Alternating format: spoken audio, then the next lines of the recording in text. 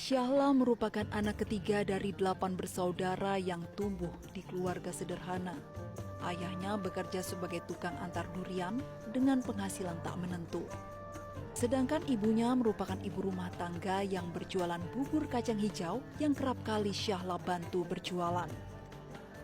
Meski hidup dalam keterbatasan, orang tua Syahla tetap menjadikan pendidikan dan Al-Quran sebagai prioritas. Dukungan itulah yang menguatkan Syahla menyelesaikan hafalan 30 juz.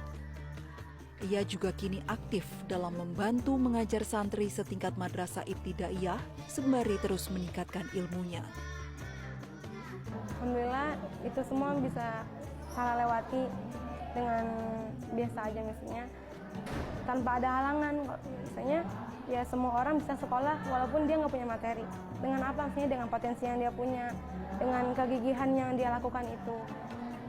Misalnya bayar ujian, misalnya mau ujian sekolah gitu.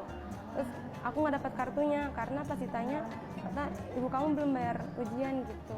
Sama misalnya buku sekolah, aku nggak dapat buku. Jadi aku minjem ke kakak kelas yang dulu pernah di kelas itu misalnya. Karena mungkin orang tua aku belum bayar buku gitu misalnya. Menjadi hafizah bagi Syahla bukan sekedar pencapaian pribadi.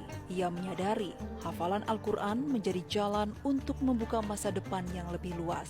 Seperti salah satu kakaknya yang mendapat beasiswa ke Mesir, Syahla pun berharap dapat melanjutkan studi di negeri para ulama tersebut. Meski beasiswa dapat membantu biaya pendidikan, kebutuhan hidup selama di luar negeri tetap menjadi tantangan bagi keluarganya. Meski hal itu tak menyurutkan tekadnya. Al-Quran yang Syahla hafal ini semoga bisa jadi syafaat buat keluarga Syahla, bisa jadi penolong, bisa menarik mama, bapak, adik-adik, kakak-kakak ke surga. Soalnya kita nggak tahu dengan amal kita apakah kita bisa masuk surga secara langsung itu. Bisa nolong keluarga juga, keluarga lain, kakek, nenek, paman, bibi, teman-teman semua, guru-guru yang udah ngajarin Quran. Semoga dengan Al-Quran yang Syahla hafal itu bisa membantu mereka dari api neraka. Dengan hafalan 30 juz di usia muda, Syahla tak hanya menatap Mesir sebagai cita-cita. Dengan hafalan 30 juz di usia muda, Syahla tak hanya menatap Mesir sebagai cita-cita, namun juga menjadikan Al-Quran sebagai jalan untuk membahagiakan orang tuanya.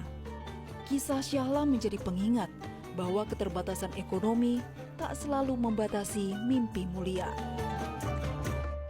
Jelajahi cara baru mendapatkan informasi. Download Metro TV Extend sekarang.